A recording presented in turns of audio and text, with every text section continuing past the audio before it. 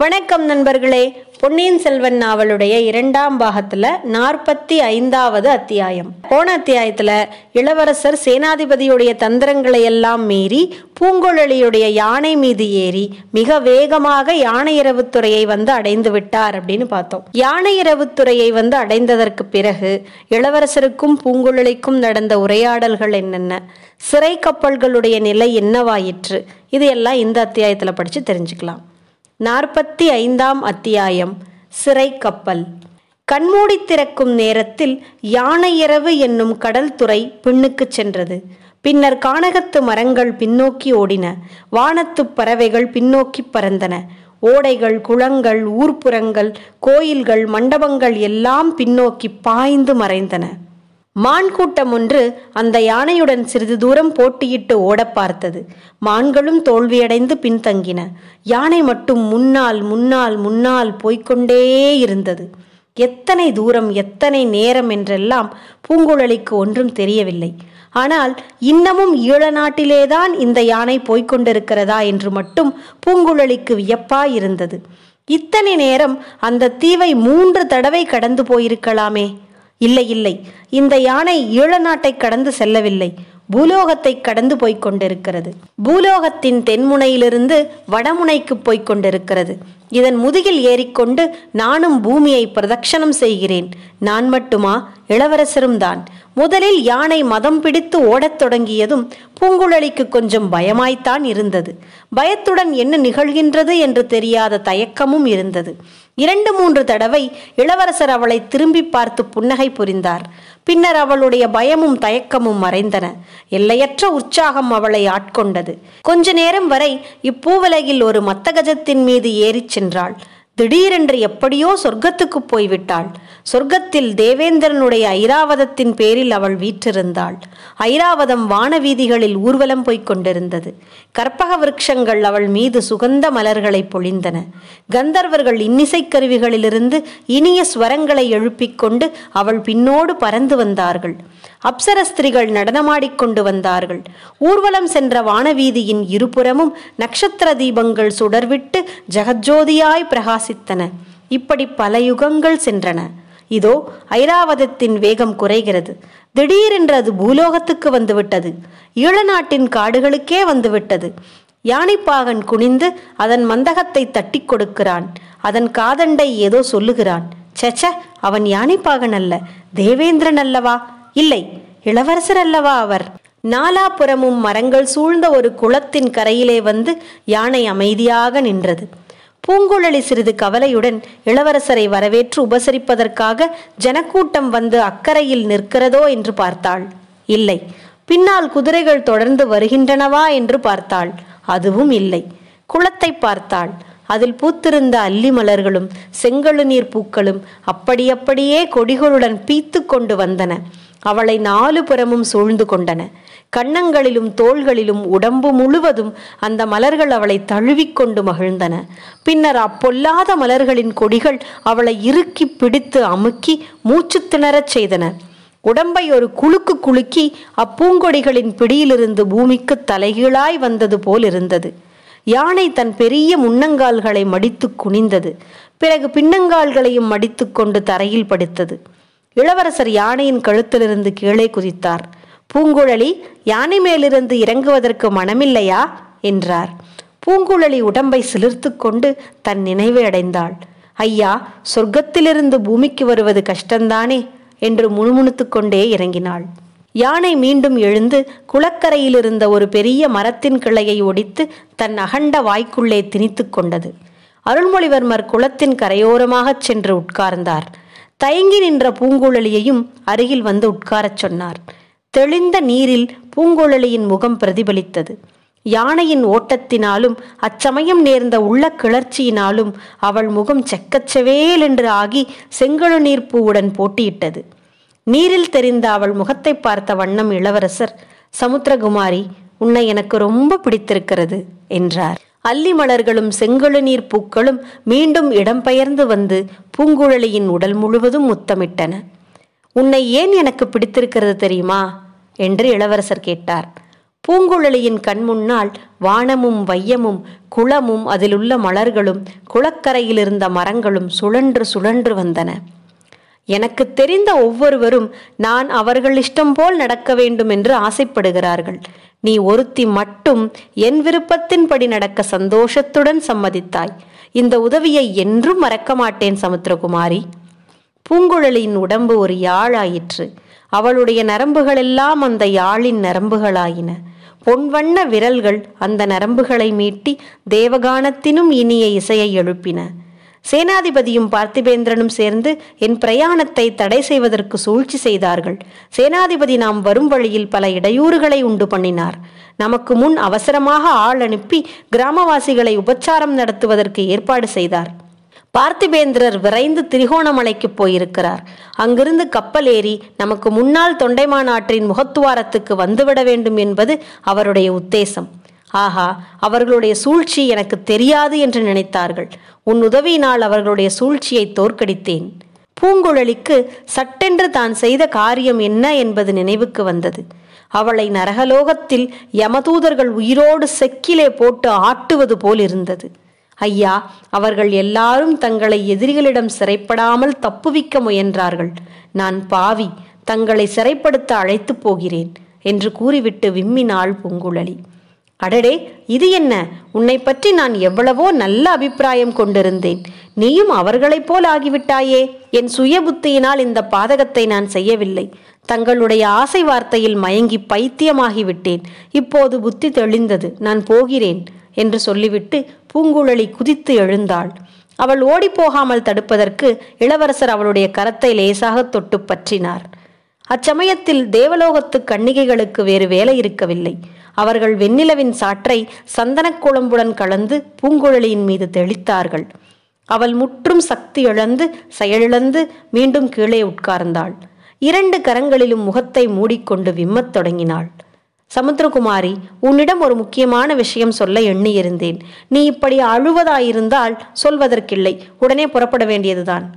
பூங்குழலி கண்ணீரை துடைத்து கொண்டு அவரை நிமிர்ந்து பார்த்தாள். அதுதான் சரி, கேள். இவர்கள் எல்லாரும் என்னை சிறைப்படாமல் காப்பாற்ற முயல்கிறார்கள் என்று சொன்னாயே, அது உண்மைதான். அது எதற்காக தெரியுமா? தங்கள் பேரில் அவர்கள் வைத்திருக்கும் அன்பினால்தான். நான் ஒருத்தி மட்டும்தான் பாதகி.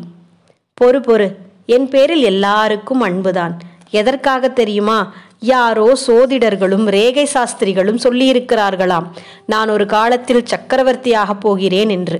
ஆகையால் ஒவ்வொருவரும் என்னை சிம்மாசனத்திலே தூக்கி வைத்து என் தலையிலே ஒரு கிரீடத்தையும் சுமத்திவிட பார்க்கிறார்கள். பேராசை பிடித்தவர்கள். ஐயா, அவர்கள் அப்படி ஆசைப்பட்டால் அதில் தவறென்ன? இந்த லோகத்துக்கு மட்டும்தானா? 3 உலகத்துக்கும் சக்கரவர்த்தியாக தாங்கள் தகுதி வாய்ந்தவர் அல்லவா? ஆஹா, நீயும் அவர்களைப் போலத்தான் பேசுகிறாய். பெண்ணே, இவ்வுலகில் அரண்மனையைப் போன்ற சிறைக்கூடம் வேறில்லை. சிம்மாசனத்தைப் போன்ற பலிபீடமும் இல்லை. கிரீடம் அணிவது போன்ற தண்டனை வேறு கிடையவே கிடையாது. இதையெல்லாம் மற்றவர்களிடம் சொன்னால் ஒப்புக்கொள்ள மாட்டார்கள். நீயாவது ஒப்புக்கொள்வாய் என்று நினைத்தேன். பூங்குழலியின் கண்ணிமைகள் பட்டுப்பூச்சியின் சிறகுகளைப் போல அடித்து கொண்டன. அவள் ஆர்வம் ததும்பிய அகன்ற கண்களினால் அரசலம்குமாரரை நோக்கினாள். சமுத்திரகுமாரி, உண்மையாகச் சொல்.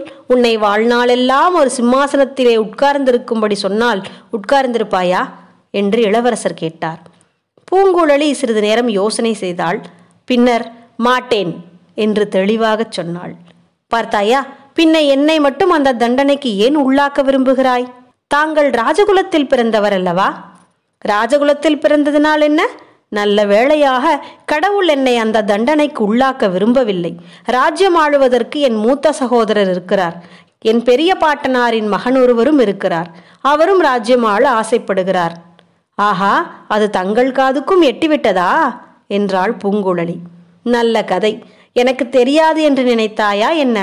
ஆகையால் தஞ்சாவூர் சிம்மாசனம் அதன் பேரில் உட்காருவதற்கு ஆளில்லாமல் தவிக்கப் போவதில்லை. அத்துடன் எனக்கு கிரீடம் சுமந்து ஆளும் ராஜ்ய ஆசையும் இல்லை. தங்களுக்கு எதிலேதான் ஆசை என்று கேட்டாள் பூங்குழலி. அப்படி கேள், சொல்கிறேன். சற்று முன் இந்த மத்தகஜத்தின் மீது உட்கார்ந்து பிரயாணம் செய்தோமே, அம்மாதிரி வனங்கள் வனாந்தரங்கள் எல்லாம் புகுந்து சண்டமாருதம் போல் சுற்றி வருவதில் எனக்கு ஆசை. கப்பல்களில் ஏறி கடல்களை கடந்து செல்வதில் ஆசை. உயரமான மலைகளின் உச்சிச் சிகரங்களின் மேல் ஏறுவதில் ஆசை. கடல்களுக்கு அப்பால் இந்த இலங்கையைப் போல எத்தனையோ இலங்கைகளும், பரதகண்டத்தைப் போல எத்தனையோ பெரிய பெரிய கண்டங்களும் உண்டு என்று கேள்விப்பட்டிருக்கிறேன். அங்கேயெல்லாம் போய் அந்தந்த நாடுகளில் உள்ள அதிசயங்களையெல்லாம் பார்க்க வேண்டும் என்று ஆசை. இளவரசர் கூறும் மொழிகளை அப்படியே விழுங்குபவள் போல பூங்குழலி வாயை திறந்தபடி கேட்டுக்கொண்டிருந்தாள். ஆர்வம் கட்டுக்கடங்காமல் போகவே, ஐயா, அங்கே எல்லாம் போகும்போது என்னையும் அழைத்து போவீர்களா என்று கேட்டாள். நான் சொன்னவையெல்லாம் என் ஆசைகள், அவை நிறைவேறப் போகின்றன என்று யார் கண்டது என்றார் இளவரசர். பூங்குழலி கனவுலோகத்திலிருந்து பூலோகத்திற்கு வந்தாள். ஐயா, அப்படியானால் தாங்கள் எதற்காக இப்போது தஞ்சாவூருக்கு போக வேண்டும் என்றாள். அதை சொல்லத்தான் ஆரம்பித்தேன். அதற்குள் நீ பேச்சை மாற்றி எங்கேயோ கொண்டு போய்விட்டாய். சமுத்திரகுமாரி, இந்த இலங்கை தீவில் வாய் திறந்து பேசும் சக்தியற்ற ஊமை ஸ்திரீ ஒருத்தி அங்கும் இங்கும் சித்தப்பிரமை கொண்டவள் போல சுற்றி கொண்டிருக்கிறாளே, அவளை உனக்கு தெரியுமா என்று கேட்டார் இளவரசர் அருள்மொழிவர்மர். பூங்குழலி அடங்கா வியப்புடன், தெரியும் இளவரசே, எதற்காக கேட்கிறீர்கள் என்றாள். காரணம் பிறகு சொல்லுகிறேன். அந்த ஸ்திரீயை உனக்கு எப்படி தெரியும்? அவளை பற்றி என்ன தெரியும் என்று கேட்டார். ஐயா, நான் குழந்தை வயதில் என்னை பெற்ற தாயை இழந்தேன். பிறகு எனக்கு அன்னையின் அன்பை அளித்தவள் அந்த மூதாட்டிதான். அவள் என் குரு, என் தெய்வம். அவளை பற்றி வேறு என்ன கேட்கிறீர்கள்? அந்த மூதாட்டிக்கு நிரந்தரமான வாசஸ்தலம் ஏதாவது உண்டா? எப்போதும் சுற்றித் திரிந்து கொண்டே இருப்பவள்தானா? கோடிக்கரையிலிருந்து இலங்கையை நெருங்கி வரும்போது பூதத்தீவு என்று ஒரு தீவு இருக்கிறது. அதில் ஒரு பாறை குகை இருக்கிறது. அங்கேதான் அந்த அம்மாள் பெரும்பாலும் இருப்பாள். அவ்விடத்தில்தான் தங்களை நான் முதலில் பார்த்தேன். என்னை அங்கே பார்த்தாயா? ஆம், அந்த பாறை குகையில் சில அழகான சித்திரங்களை அந்த அம்மாள் எழுதியிருக்கிறாள். அந்த சித்திரங்களில் தங்கள் உருவத்தை கண்டேன். பிறகு ஒரு நாள் கோடிக்கரையில் தங்களை நேரில் பார்த்தபோது அதனால்தான் பிரமித்து போனேன். ஓ, இப்போது எனக்கு எல்லாம் தெரிகிறது. விளங்காத விஷயமும் விளங்குகிறது. சமுத்திரகுமாரி, அந்த மூதாட்டிக்கும் எனக்கும் உள்ள உறவை பற்றி உனக்கு தெரியுமா? ஏதோ உறவு இருக்க வேண்டும் என்று ஊகித்தேன். ஆனால் இன்ன உறவு என்று தெரியாது. பூங்குழலி, அந்த மூதாட்டி என் பெரிய தாயார். நியாயமாக தஞ்சாவூர் சிங்காசனத்தில் வீற்றிருக்க வேண்டிய பெருமாட்டி அவள். கடவுளே, அப்படியா? ஆனால் விதியின் எழுத்து வேறு விதமாயிருந்தது. யார் என்ன செய்ய முடியும்?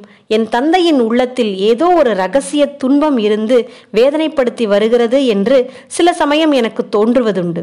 அதன் உண்மையை இப்போதுதான் கண்டுபிடித்தேன். என் பெரிய தாயார் இறந்து விட்டதாக என் தந்தை எண்ணிக்கொண்டிருக்கிறார். தம்மால் இறந்து விட்டதாகவும் எண்ணிக்கொண்டிருக்கிறார். அவள் இறக்கவில்லை, உயிரோடு இருக்கிறாள் என்பதை அவருக்கு நான் போய் சொல்ல வேண்டும். சொன்னால் அவர் இருதயத்தின் தாபம் தணியும். அவரை அரித்து கொண்டிருக்கும் மனவேதனை தீரும். சக்கரவர்த்தியின் உடல்நிலை சரியாக இல்லை என்றுதான் உனக்கு தெரிந்திருக்குமே. மனித வாழ்க்கை அநித்தியமானது. எப்போது என்ன நேரும் என்று யாரும் சொல்வதற்கில்லை.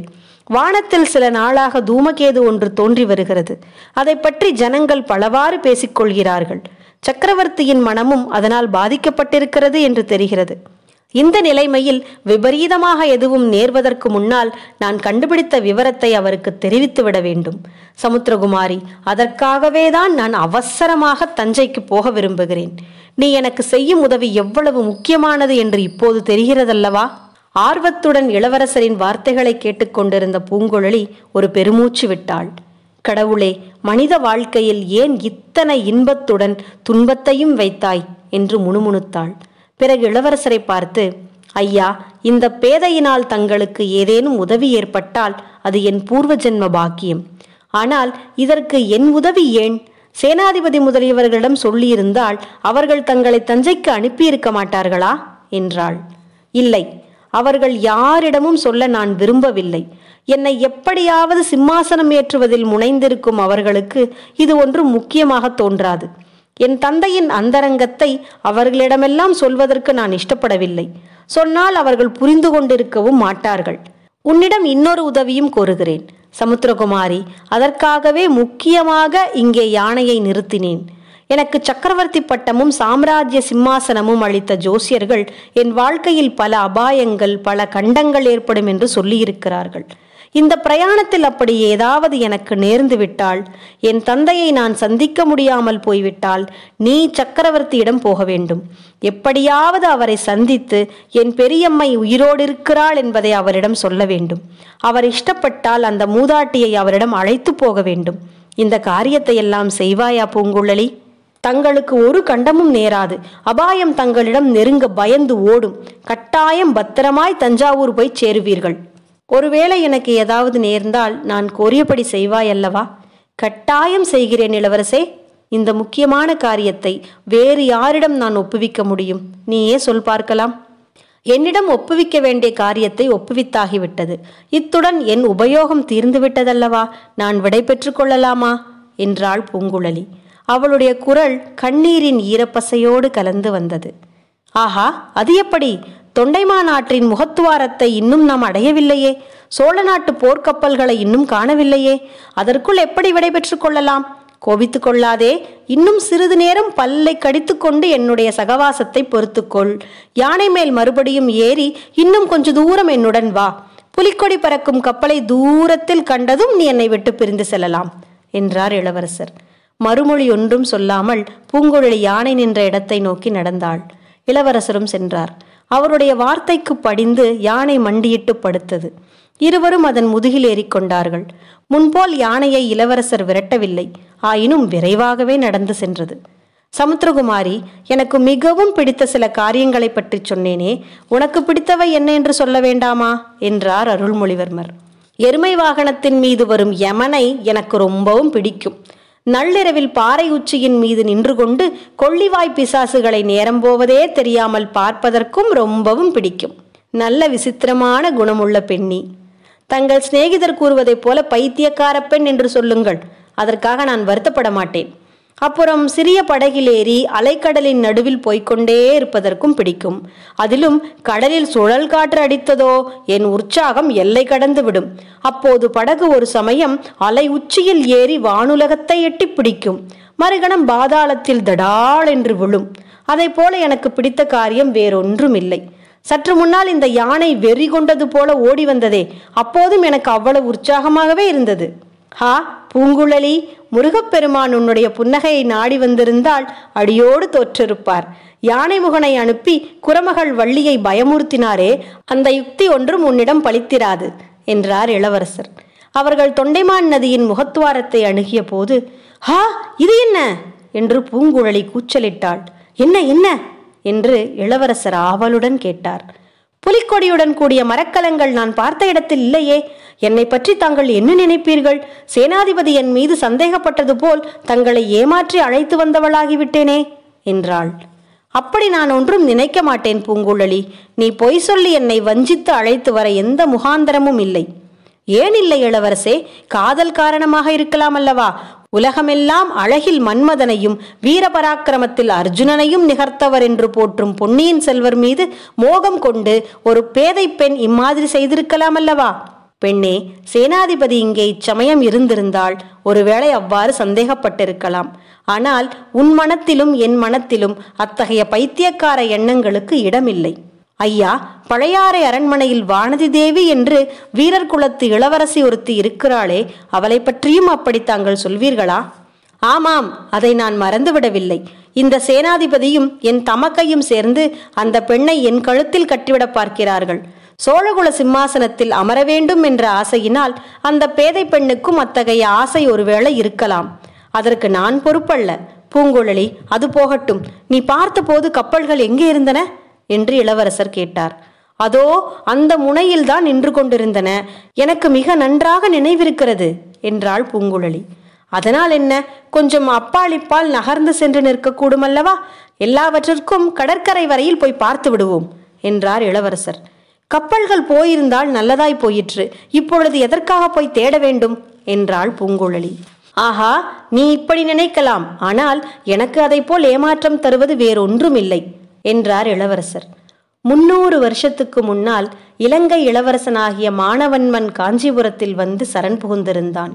அவனுக்கு ராஜ்யத்தை மீட்டுத் தருவதாக மாமல்ல சக்கரவர்த்தி ஒரு பெரும் படையை அனுப்பினார். அவர் அனுப்பிய படைகள் இந்த பிரதேசத்திலேதான் வந்து இறங்கின. அச்சமயம் தொண்டைமானாறு உள்ள இடத்தில் ஒரு சிறிய ஓடைதான் இருந்தது. கப்பல்கள் வந்து நிற்பதற்கும் படைகள் இறங்குவதற்கும் சௌகரியமாவதற்கு அந்த ஓடையை வெட்டி ஆழமாகவும் பெரிதாகவும் ஆக்கினார்கள். பிறகு அந்த ஓடை தொண்டைமானாறு என்று பெயர் பெற்றது. முகத்துவாரத்தின் அருகில் அந்த நதி வளைந்து வளைந்து சென்றது. இருபுறமும் மரங்கள் அடர்ந்திருந்தன. இதனால் கடலிலிருந்து பார்ப்போருக்கு தெரியாதபடி கப்பல்கள் நிற்பதற்கு வசதியாக இருந்தது. அவ்வாறு பூமிக்குள் ஆறு புகுந்து தண்ணீர் நிறைய தேங்கியிருந்த இடம் ஒன்றிலேதான் இளவரசரை சிறைப்பிடிக்க வந்த மரக்கலங்களை பூங்குழலி பார்த்தாள். முதலில் பார்த்த இடத்தில் அந்த மரக்கலங்கள் இப்போது காணப்படவில்லை. அதாவது பாய்மரங்கள், கொடிகள் முதலியவை தென்படவில்லை. அந்த இடத்தை மேலும் நெருங்கி பார்த்தபோது ஒரு அதிசயமான காட்சி புலப்பட்டது. கப்பல் ஒன்று வெள்ளத்தை விட்டு அதிக தூரம் பூமிக்குள்ளே சென்று சேற்றிலே புதைந்து போயிருந்தது. அதன் பாய்மரங்கள், கொடிகள் முதலியவை ஒடிந்தும் சிதைந்தும் கிடந்தன. அதில் மனிதர்கள் யாரும் இருந்ததாக தெரியவில்லை. 2 நாளைக்கு முன்னால் அவள் பார்த்த கப்பல்களிலே அது ஒன்று என்பது பூங்குழலிக்கு நன்கு தெரிந்தது. இளவரசரை சிறைப்பிடித்துக் கொண்டு போவதற்கென்று வந்த கப்பல்களில் ஒன்று அதுவே சேற்றிலே சிறைப்பட்டு கிடப்பதைக் கண்டு பூங்குழலி ஆச்சரியக் கடலில் மூழ்கினாள். இதோடு 45வது அத்தியாயம் முடிந்தது. எத்தனையோ பாடுபட்டு வேகமாக வந்த இளவரசருக்கு மிகப்பெரிய ஏமாற்றம்தான் காத்திருக்கிறது. அவரை சிறைப்படுத்த வந்தது 2 கப்பல்கள். ஒரு கப்பலை காணவில்லை.